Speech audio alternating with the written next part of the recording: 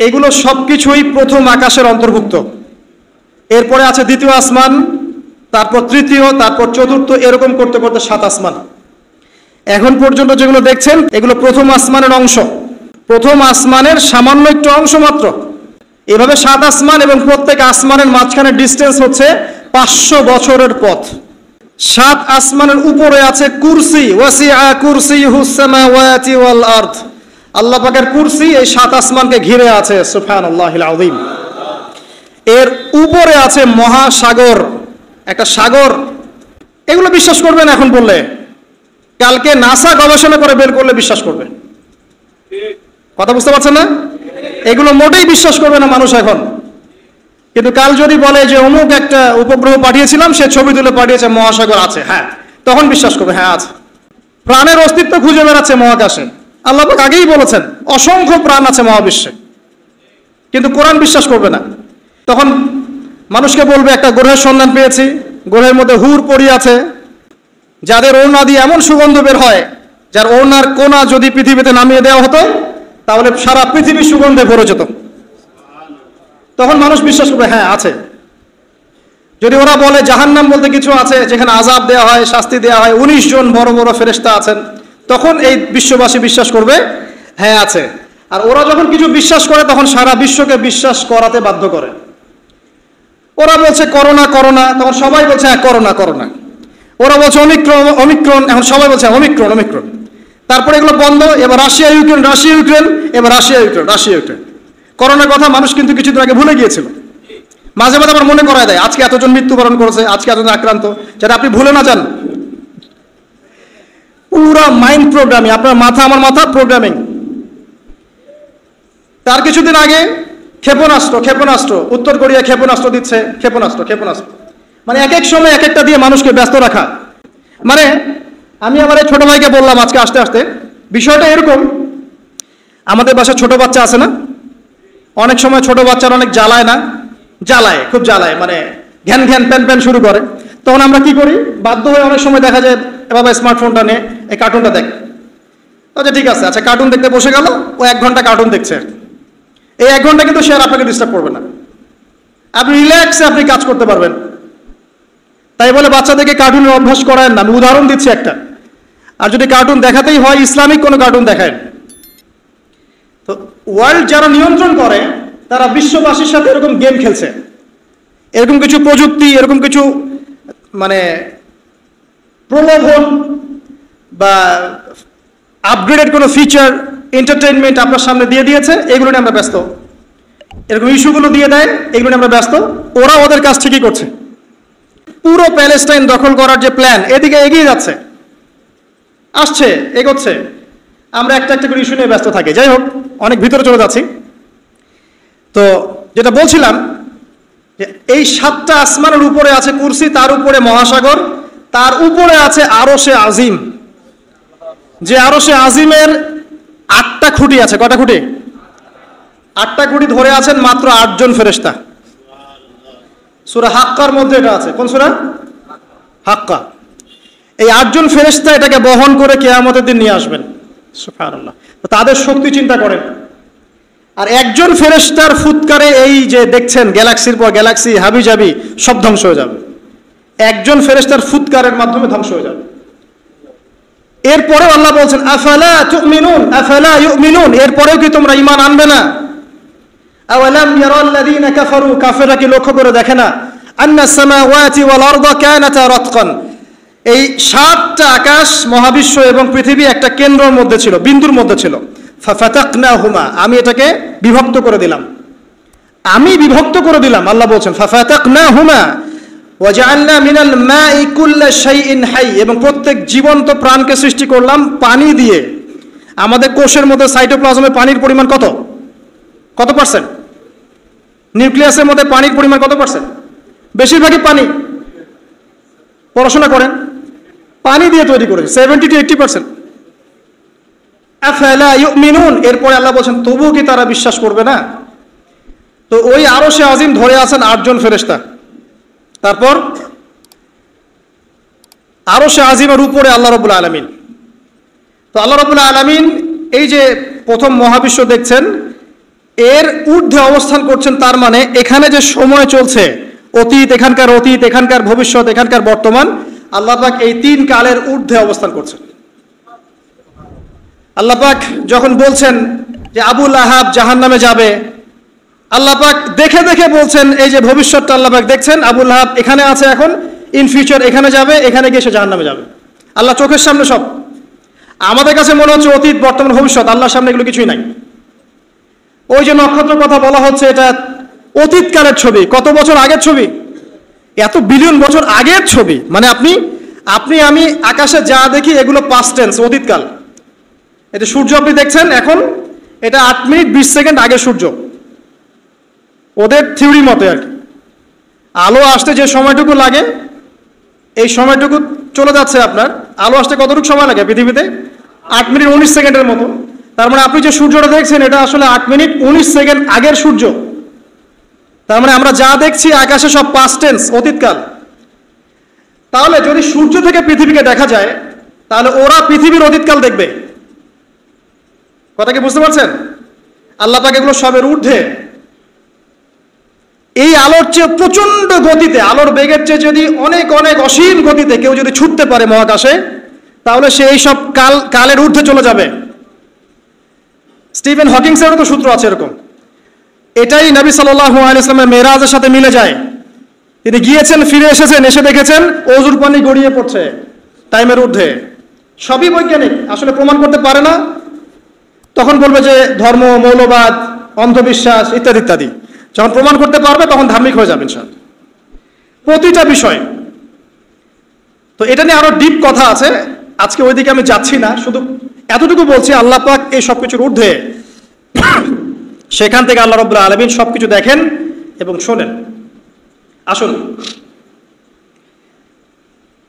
আল্লাহ কোথায় এটা খুঁজতে ইব্রাহিম আলাইহিস সালাম বলছেন, হয় তারা আমার রব, চাঁদ আমার রব, বা নক্ষত্র আমার রব, সূর্য বড়, সূর্য রব।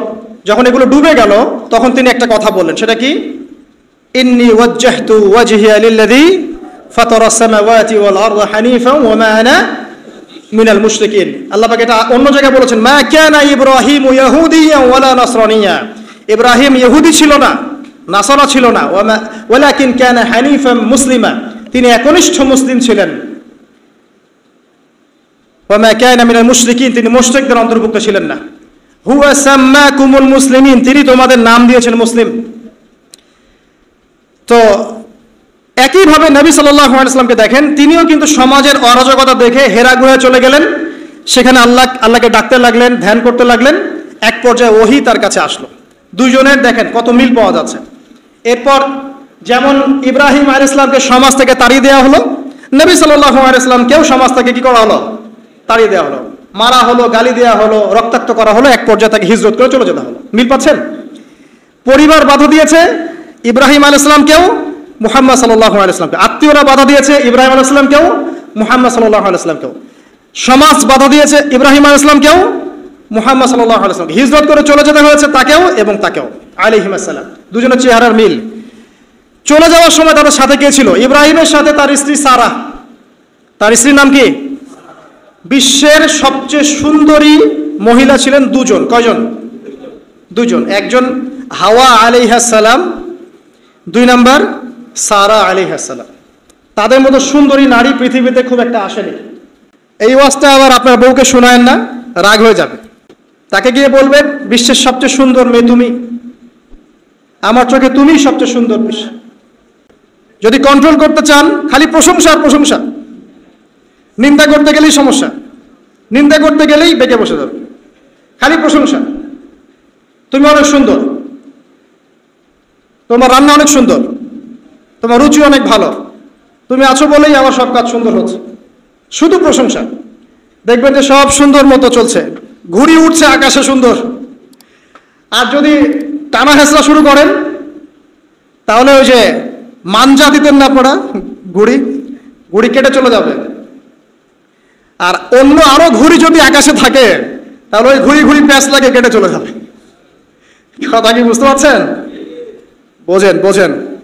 যাই হোক, এখন কিন্তু এই সময়টা চলছে, প্রত্যেক ঘরে ঘরেই ফিতনা, আর প্রত্যেক ঘরে ঘরেই পরকিয়া। অতএব হৃদ্যতা ভালোবাসা বজায় রাখার চেষ্টা করতে হবে। আল্লাহ পাক তৌফিক দান করুন, আমিন। হিজরতের সময় তাদের দুইজনের সঙ্গী হচ্ছেন তাদের স্ত্রীরা।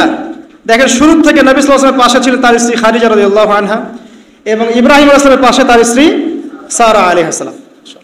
আর খাদিজা রাদিয়াল্লাহু আনহার অবদান সম্পর্কে তিনি বলছেন যে আমার কথা যখন কেউ শুনতো না, তখন খাদিজা আমার উপর ঈমান এনেছিল।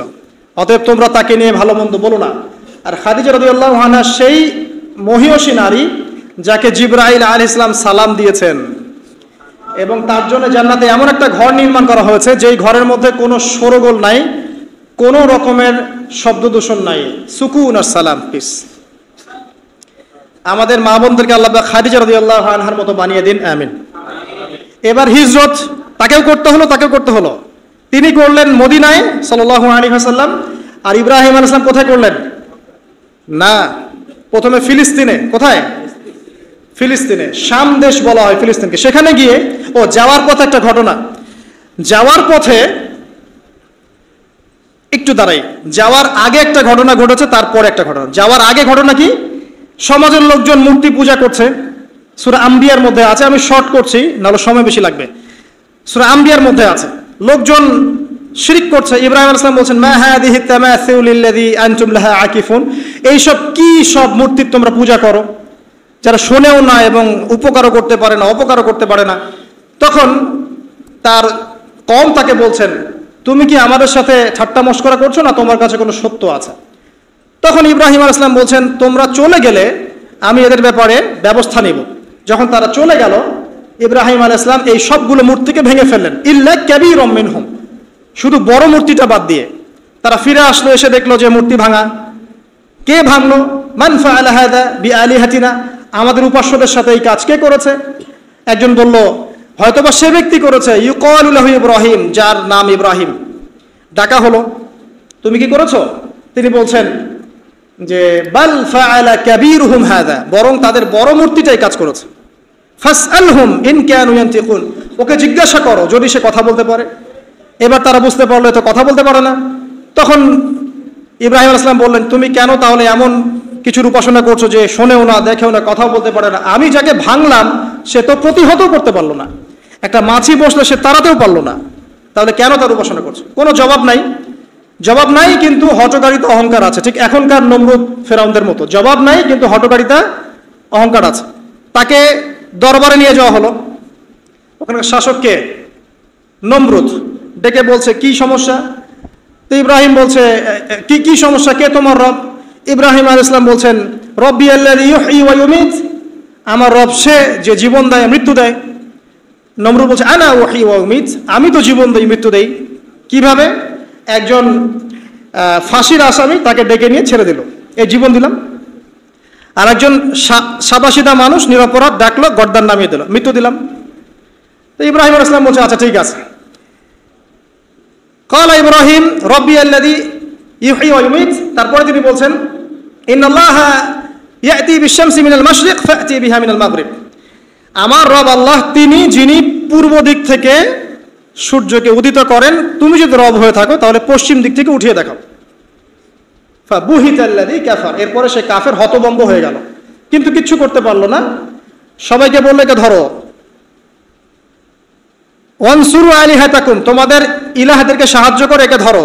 খুজুহু ওয়া হাররিকুহু, তাকে ধরো এবং আগুনে পুড়িয়ে দাও। ওই যে আগুনের কুণ্ডলি খোলা হলো, এবার তাকে আগুন জ্বালানো হলো, তাকে আগুনে ফেলা হচ্ছে। আগুনে পড়ার সময় আল্লাহ রাব্বুল আলামিন তার কাছে পাঠালেন জিবরাইল আলাইহিস সালামকে, এসে বলছেন, হাজাতান ইনদি, তোমার কি কোনো হাজত আছে আমার কাছে? তখন ইব্রাহিম আলাইহিস সালাম বলছেন, না, আমার হাজত আল্লাহর কাছে আছেন। হাসবি আল্লাহ ওয়া নি'মাল ওয়াকিল, নি'মাল মাওলা ওয়া নি'মান নাসির। এই কথা বলার সাথে সাথেই আল্লাহ পাকের সাহায্য অবধারিত হয়ে পড়লো। আল্লাহ পাক বললেন, ইয়া নার, হে আগুন, কুনি বারদান ওয়া সালামান আলা ইব্রাহিম, ঠান্ডা হয়ে যাও, ইব্রাহিমের জন্য শীতল ঠান্ডা হয়ে যাও। ব্যাস, সবাই দেখলো যে ইব্রাহিম আগুনে পড়ে আছে কিন্তু উঠছে না। ঠিক এরকম পরীক্ষা নবী সাল্লাল্লাহু আলাইহি ওয়াসাল্লামকে দিতে হয়েছে না? বদরে, উহুদে আল্লাহর সাহায্য এসেছে না? আল্লাহর ফেরেশতা এসেছে, তার মাধ্যমে সাহায্য হয়েছে। এক একজনের মানে মাত্রাটা ডিফারেন্ট ছিল, কিন্তু ঘটনা কিন্তু সেম। যাই হোক, এরপরে ইব্রাহিম আসলাম চলে যাচ্ছেন ওই কমিউনিটি থেকে। মিশরের এক বাদশা লম্পট, সে স্ত্রী সারাকে কিডন্যাপ করলো। এবার সারাকে তার সাথে খারাপ কিছু করার ইচ্ছা করা মাত্রই অবশ হয়ে সে পড়ে গেল, প্যারালাইজ 3 বার। এই জায়গায় এই বাদশা বুঝতে পারে যে এই মহিলা বা এই নারী কোনো সাধারণ কোনো নারী নয়। তখন তিনি ছেড়ে দেন তাকে এবং তার সাথে হাজরা আলাইহিস সালামকেও হাদিয়া দিয়ে দেন। এই সময় ইব্রাহিম আলাইহিস সালাম নামাজে দাঁড়িয়েছিলেন। যখন তার স্ত্রী বিপদে পড়েছে এবং তিনি বিপদে পড়েছেন, তখন তিনি নামাজে দাঁড়িয়ে গিয়েছেন, ঠিক নবী সাল্লাল্লাহু আলাইহি ওয়াসাল্লামের মতো। তিনি বলতেন, যখনই আমি উদ্বিগ্ন হই তখনই নামাজে দাঁড়িয়ে যাই। আমরা যদি কোনো বিষয়ে টেনশনে পড়ি, উদ্বিগ্ন হই, তাহলে একটাই কাজ করবেন, নামাজে দাঁড়াবেন। সিগারেট ধরানোর দরকার নাই, টেনশনে স্মোক করার দরকার নাই, ড্রাগস নেওয়ার দরকার নাই, একটা মিউজিক ছেড়ে দেওয়ার দরকার নাই। নামাজে দাঁড়িয়ে যান, আল্লাহ পাক আপনার টেনশন দূর করে দিবেন ইনশাআল্লাহ তাআলা। রব্বি হাবলি মিনাস সালিহিন ফাবাশশারনাহু বিগুলামিন হালিম। আল্লাহ বলেন, এরপর আমি তাকে একজন সহনশীল সন্তানের সুসংবাদ দিলাম। এরপর এই সন্তান যখন বড় হলো, ফালাম্মা বালাগা মাআহু সা'য়া, যখন সে দৌড়ানো শিখলো, ক্বালা ইয়া বুনাই, ইব্রাহিম আলাইহিস সালাম বললেন, হে আমার সন্তান, ইন্নী আরা ফিল মানামি আন্নী আসবাহুক, আমি স্বপ্নে দেখেছি আমি তোমাকে জবাই করছি। ফানজুর মায়াদা তারা, তোমার কি রায় আমাকে বলো। এই বাচ্চার বয়স কত হবে, 10 বা 12। তখন ইসমাঈল আলাইহিস সালাম বলছেন, ইয়া আবাতি, হে আমার বাবা, ইফআল মা তুমার, আল্লাহ পাক আপনাকে যা আদেশ করেছেন সেটা আপনি করুন। সাতাজিদুনি ইনশাআল্লাহু মিনাস সাবিরিন, ইনশাআল্লাহ আপনি আমাকে ধৈর্যশীল পাবেন। কত বছর বয়স, 10 বা 12। মানে আমাদের এই জেনারেশনের 10-12 বাদ দেন, 20-30 বছরের মানুষকে জিজ্ঞাসা করেন এরকম কোনো চেতনা আছে কি না আদৌ আল্লাহর হুকুমের সামনে মাথা নত করার। আল্লাহ পাক হুকুম করেছেন, মাথা নত। জীবন দেয়া তো অনেক বড় বিষয়, আল্লাহর জন্য জীবন উৎসর্গ করা তো বিশাল ব্যাপার, সবচেয়ে চূড়ান্ত লেভেল। নামাজ পড়ে কিনা জিজ্ঞাসা করেন, হারাম অ্যাফেয়ার ছাড়তে পারছে কিনা জিজ্ঞাসা করেন, মিউজিক ছাড়তে পারছে কিনা জিজ্ঞাসা করেন, বাদ্যযন্ত্র ছাড়তে পারছে কিনা জিজ্ঞাসা করেন, আল্লাহর জন্য সুদ ছাড়তে পারে কিনা জিজ্ঞাসা করেন, আল্লাহর জন্য যার যার সম্পত্তি ওকে ওকে দিয়ে দিতে পারে কিনা জিজ্ঞাসা করেন, সদকা করার মানসিকতা, আল্লাহর জন্য একটা মসজিদ করতে পারে কিনা, একটা মাদ্রাসা করতে পারে কিনা। জীবন দেয়া অনেক বড় বিষয়। যারা ছোট ছোট কুরবানি করতে পারে না, এরা বড় কুরবানি করতে পারবে এটা ভাবা যায় না, এত সহজ না। যারা ছোট ছোট কুরবানি করতে পারে না, যে 5 টাকা দান করার মানসিকতা রাখে না, তার কাছে আপনি 5 লাখ টাকা চাচ্ছেন, সম্ভব? ইল্লা মাশাআল্লাহ। তো এই বাচ্চার বয়স 12 বছর, বলছেন, ইয়া আবাতি, হে আমার বাবা, ইফআল মা তুমার, আল্লাহ পাক যা আদেশ করেছেন করেন, আমাকে ধৈর্যশীল পাবেন।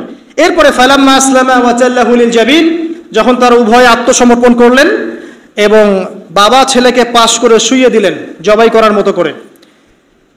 ওয়ানাদাহু ইয়া ইব্রাহিম, আল্লাহ বলছেন, আমি ইব্রাহিমকে ডাকলাম, হে ইব্রাহিম, কদ সাদ্দাকতা রুয়া, তুমি তোমার স্বপ্নকে সত্যি করেছো।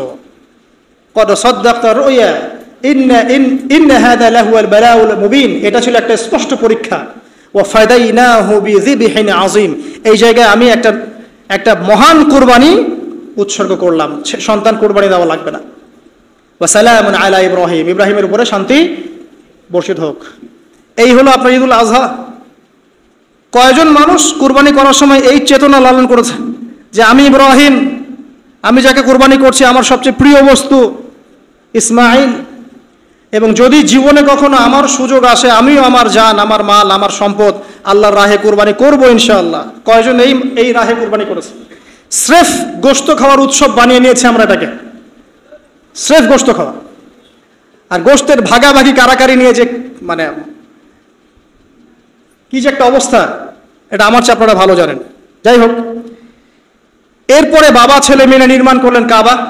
আল্লাহ পাক তাদের সম্পর্কে বলছেন যে ইয ক্বালা লাহু রাব্বুহু আসলিম ক্বালা আসলামতু লিরাব্বিল আলামিন, যখনই আল্লাহ পাক ইব্রাহিম আলাইহিস সালামকে কোনো আদেশ করেছেন তিনি সাথে সাথে সেটা মাথা পেতে নিয়েছেন। এর নাম হচ্ছে মুসলিম, এবং তিনি মুসলিম জাতির পিতা, তাই নয় কি? তার ব্যাপারে আল্লাহ পাক বলছেন, যখনই আমি তাকে বলেছি আত্মসমর্পণ করো, সাথে সাথে সে আত্মসমর্পণ করেছে। এবং যত পরীক্ষা আমি তাকে নিয়েছি প্রত্যেকটা পরীক্ষায় সে উত্তীর্ণ হয়েছে। এরপরে কাবা ঘর নির্মাণ করেছে, নির্মাণ করার পরে দোয়া করেছে, এই যে রব্বানা তাকাব্বাল মিন্না ইন্নাকা আনতাস সামিউল আলিম ওয়া তুব আলাইনা ইন্নাকা আনতাত তাওয়াবুর রহিম দোয়া করেছেন। এর আগে যে জমজম কূপের ঘটনাও আছে, হাজরা আলাইহিস সালাম ছুটছেন, খাবার পানি কিছুই নাই, অলৌকিকভাবে আল্লাহ রাব্বুল আলামিন এই জমজম কূপ তৈরি করলেন। তাই প্রতিটা ঘটনা কার সাথে সম্পৃক্ত? ইব্রাহিমের পরিবারের সাথে সম্পৃক্ত আলাইহিস সালাম। এই দোয়া করার পর তিনি আরো একটা দোয়া করেছেন। সেই দোয়াটা কি জানেন? রব্বানা ওয়াবআস ফীহিম রাসূলাম মিনহুম ইয়াতলু আলাইহিম আয়াতিক ওয়া ইউআল্লিমুহুমুল কিতাবা ওয়াল হিকমা ওয়া ইউযাক্কিহিম ইন্নাকা আনতাল আজিজুল হাকীম। ইব্রাহিম আলাইহিস সালাম শেষ দোয়াটা করেছেন, হে আমার রব, এরপরে আপনি এমন একটা নেশন পাঠাবেন, যে নেশনের মধ্যে এমন একজন নবী পাঠাবেন, যে নবী তাদেরকে আপনার কিতাব শেখাবে, সুন্নত শেখাবে, তাদেরকে পবিত্র করবে। এই দোয়ার ফসল হচ্ছে মুহাম্মদ সাল্লাল্লাহু আলাইহি ওয়াসাল্লাম। ইব্রাহিম আলাইহিস সালামের দুই ছেলে, একজন ইসমাইল, যাকে কেন্দ্র করে মক্কার এই ঘটনাগুলো, আরেক ছেলে হচ্ছে কি বলেন? ইসহাক, তাকে কেন্দ্র করে ওই ফিলিস্তিনের ঘটনা। ইসহাক আলাইহিস সালামের ছেলে ইয়াকুব আলাইহিস সালাম, তার সন্তান 11টা বা 12টা সন্তান, একজন বেনিয়ামিন, আরেকজন ইউসুফ, আর এইদিকে ইউসুফের ভাইরা 12 বা 13 জন সন্তান। তো এইভাবে আবার ইউসুফ থেকে আবার মিশর, মানে এভাবেই ঘুরেছে আর কি মধ্যপ্রাচ্য। মানে এই ইয়াকুব আলাইহিস সালামের বংশধরদের মধ্যেই আছে দাউদ, আছে সুলাইমান, আছে ইউনুস, ইউসুফ, সব এখানে, ঈসা ইবনে মারিয়াম, মূসা, সব এখানে। এটাকে বলা হয় বানু ইসরাইল। বানু ইসরাইল, এই কারণে ইহুদিরা জেলাস যে আমাদের এখানে শেষ নবী কেন আসলো না, ওইদিকে কেন আসলো। আর এইদিকে মক্কা থেকে ইসমাইল আলাইহিস সালাম, এদিকে একজন নবী, ইসমাইল আলাইহিস সালামের পরে এই একজন নবী, শেষ নবী মুহাম্মদ সাল্লাল্লাহু আলাইহি ওয়াসাল্লাম। আমরা হচ্ছে বনু ইসমাইল, বুঝতে পারছেন কথাটা? তো ওই যে দোয়া, তার ফসল মুহাম্মদ সাল্লাল্লাহু আলাইহি ওয়াসাল্লাম। এবার তিনি যখন দাওয়াতি কাজ শুরু করলেন, সেম পরিবার থেকে বাধা, সমাজ থেকে বাধা, হিজরত, রক্তক্ষরণ, আপনার গাছের ছাল পাতা গিয়ে থাকতে হয়েছে, তায়েফে মার খেতে হয়েছে, মদিনায় গিয়ে ইসলামিক স্টেট কায়েম করেছেন, বদরের যুদ্ধ করতে হয়েছে, উহুদ, তারপর খন্দক, তারপর হুদায়বিয়ার সন্ধি, তারপর খায়বার আক্রমণ, তারপরে মক্কা বিজয়। ইব্রাহিম আলাইহিস সালামকে আল্লাহ পাক রাষ্ট্রীয় ক্ষমতা দেননি শুধু, কিন্তু মুহাম্মদ সাল্লাল্লাহু আলাইহি ওয়াসাল্লামকে রাষ্ট্রীয় ক্ষমতাও দিয়েছে। উভয়ের জীবনে এত মিল বলেই হয়তো নবীজি বলেছেন যে আমার চেহারা তার চেহারার মতোই। এবং আমরাও দরুদের মধ্যে পড়ি কি, আল্লাহুম্মা সাল্লি আলা মুহাম্মদ ওয়া আলা আলি মুহাম্মদ কামা সাল্লাইতা আলা ইব্রাহিম ওয়া আলা আলি ইব্রাহিম ইন্নাকা হামিদুম মাজিদ আল্লাহুম্মা বারিক আলা মুহাম্মদ ওয়া আলা আলি মুহাম্মদ কামা বারাকতা আলা ইব্রাহিম ওয়া আলা আলি ইব্রাহিম ইন্নাকা হামিদুম মাজিদ। তো প্রিয় ভাইরা, এতটুকু আপনারা বুঝতে পেরেছেন। শেষ করার আগে এতটুকু বলবো, প্রত্যেকটা ইবাদতের পিছনে সার গল্প না জানলে সেই ইবাদতের স্বাদ পাওয়া যায় না। আমাদের ঈদুল আজহার মূল চেতনা কি ছিল? ত্যাগের চেতনা। আল্লাহর জন্য নিজের সবচেয়ে প্রিয় বস্তু কুরবানি করার মানসিকতা থাকতে হবে।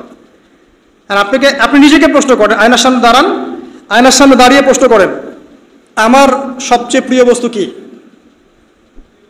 আমার সম্পদ, আমার বাড়ি গাড়ি, আমার চাকরি, আমার স্ত্রী সন্তান, আমার জমি জমা, বা আমার নিজের জীবন? এই তো। আমি বলছি না আপনি আপনার জীবন আল্লাহর পথে এখনই কুরবান করে দেন। আমি বলছি আপনি একে শুরু থেকে শুরু করেন। অ্যাটলিস্ট আল্লাহর জন্য নামাজ পড়া শিখেন, অ্যাটলিস্ট আল্লাহর জন্য নামাজটা পড়া শুরু করেন, আল্লাহর জন্য রোজা রাখেন, আল্লাহর জন্য যাকাত দেন, আল্লাহর জন্য একটু সদকা করেন, আল্লাহর জন্য একটা মাদ্রাসা করেন, একটা মসজিদ করেন, দিনের কোনো প্রজেক্ট করেন, দিনের কোনো খেদমত করেন। এরপরে আপনি আপনার পরিবারটাকে আদর্শ পরিবার বানান, আপনার পরিবারটাকে আল্লাহর পথে নিয়ে চলেন। যদি কখনো আপনার সামনে এমন সুযোগ দাঁড়ায় যে আল্লাহর জন্য আপনাকে জীবনও দিতে হচ্ছে, তখন আপনি দিতে পারবেন ইনশাআল্লাহ। এখন পারবেন না, কারণ এখন আপনি নামাজই পড়ছেন না। আল্লাহ পাক আমাদেরকে বোঝার তৌফিক দান করুন। 1 নাম্বার ত্যাগের মানসিকতা। 2 নাম্বার ভোগবাদী বিষয়গুলো থেকে বেরিয়ে আসা। এখন সিস্টেম চলছে খালি ভোগবাদ, খাও দাও ফুর্তি করো, ওই যে রবীন্দ্রনাথের কবিতার মতো। যিনি অবশ্য 17 কি 18 বছর বয়সে বিয়ে করেছিলেন এবং তার স্ত্রীর বয়স ছিল 10 কি 11 বছর। এটা নিয়ে যদিও বা কোনো নাস্তিকের কোনো মাথা ব্যথা এখনো আমরা দেখি নাই। তো তার কবিতার মতো, 2 হাতে জাপাও হাত পেতে নাও, ঠিক আছে? 2 হাতে জাপাও হাত পেতে নাও, বাকির খাতা শূন্য থাক। এটা তাদের কনসেপ্ট। মানে দুনিয়া যা পাচ্ছেন 2 হাতে হাত পেতে নেন, বাকির খাতা শূন্য থাক। বাকির লোভে নগদ পাও না কে ছাড়ে ভুবনে, লালন বলেছে। বাকির লোভে নগদ পাও না দুনিয়াতে কে ছাড়ে।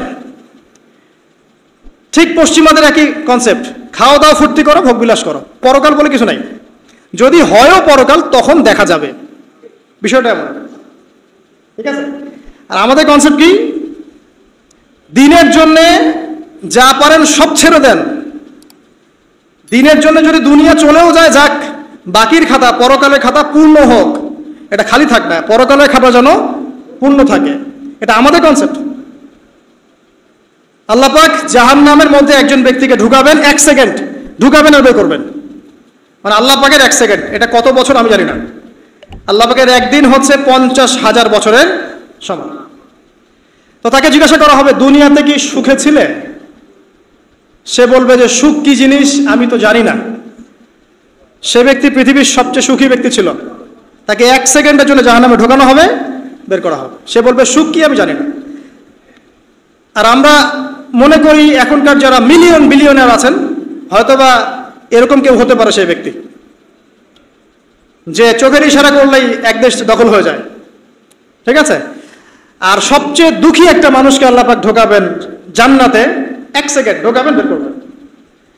দুনিয়াতে কষ্ট ছিলে, সে বলবে যে কষ্ট কি জিনিস আল্লাহ আমি তো জানি না। সুবহানাল্লাহ। তো চূড়ান্ত সফলতা এটা। এই জন্য ভোগবাদী দর্শন না, ইসলামের জন্য, আল্লাহর জন্য ছাড় দিতে শেখেন, ত্যাগ করতে শেখেন। 3 নম্বর, পরিবারের আদর্শ ঠিক করতে হবে। দেখেন ইব্রাহিম আলাইহিস সালামের পরিবার, মা হাজেরা, সন্তান ইসমাইল, বাবা ইব্রাহিম। যতক্ষণ পর্যন্ত আমাদের পরিবারের কর্তারা ইব্রাহিমের মতো হচ্ছেন না, মায়েরা হাজেরার মতো হচ্ছেন না, আর আমরা সন্তান যারা আছি আমরা ইসমাইল আলাইহিস সালামের মতো হতে পারছি না, টিকটক প্রজন্মই থেকে যাচ্ছি, ততদিন পর্যন্ত ইসলামের বিজয় সম্ভব না, ঠিক আছে। আর নবী মুহাম্মদ সাল্লাল্লাহু আলাইহি ওয়াসাল্লাম ইব্রাহিম আলাইহিস সালামের দোয়ার ফসল। আমাদের সামনে দায়িত্ব হচ্ছে তার রেখে যাওয়া এই দিনটাকে বাঁচানো, এই দিনটার প্রচার করা, এই দিনটার প্রসার করা, নিজের জানমাল অর্থ সম্পদ যা আছে এগুলো দিয়ে দিনের কোনো খেদমত বা কল্যাণ আঞ্জাম দেওয়ার চেষ্টা করা। এতে করে ইনশাআল্লাহ আমাদের ক্ষুদ্র ক্ষুদ্র প্রচেষ্টাগুলো যখন একত্রিত হবে, দিন ইসলাম আস্তে আস্তে ইনশাআল্লাহ তাআলা বিজয়ী হবে। একদিনে ইসলামের পূর্ণাঙ্গ বিজয় সম্ভব না। আমরা ঈদ উল আজহা এবং ইব্রাহিম আলাইহিস সালাম, তার পরিবার এবং নবী সাল্লাল্লাহু আলাইহি ওয়াসাল্লামের সাথে যে মিল, এগুলো থেকে যে শিক্ষাগুলো অর্জন করলাম, আল্লাহ পাক আমাদের সবাইকে এগুলোর উপর আমল করার তৌফিক দান করুন। ইব্রাহিম আলাইহিস সালাম শিরকের সাথে আপোষ করেন নাই, আমরাও যেন শিরকের সাথে আপোষ না করি। তিনি আদর্শ পরিবার গড়েছেন, আমরাও যেন গড়ার চেষ্টা করি। তিনি দিনের জন্য প্রয়োজনে, দিনের জন্য অগ্নি পরীক্ষা দিয়েছেন, দিনের জন্য পরীক্ষা আসলে আমরা যেন সবর করতে পারি, বলতে পারি হাসবি আল্লাহ ওয়া নি'মাল ওয়াকিল। ইব্রাহিম আলাইহিস সালাম তার সবচেয়ে প্রিয় বস্তুটিকে আল্লাহর রাহে কুরবানি করার মানসিকতা দেখিয়েছেন। আমরাও আমাদের সবচেয়ে প্রিয় বস্তু, আমাদের মাল সম্পদ, যেগুলো আল্লাহর জন্য উৎসর্গ করা সম্ভব, সেগুলো করার মানসিকতা লালন করার চেষ্টা করি। আল্লাহ পাক তৌফিক এনায়েত করুন। সর্বোপরি আমরা নবী মুহাম্মদ সাল্লাল্লাহু আলাইহি ওয়াসাল্লাম রেখে যাওয়া এই দিন ইসলাম, দিনুল হক, এটাকে মুসলিম অমুসলিম সবার ঘরে পৌঁছে দেওয়ার চেষ্টা করি। আল্লাহ পাক আমাদের সবাইকে তৌফিক এনায়েত করুন, আমিন। أقول قولي هذا أستغفر الله لي ولكم ولسائر المسلمين. بارك الله لنا ولكم بالآية الحكيم إنه تعالى جواد كريم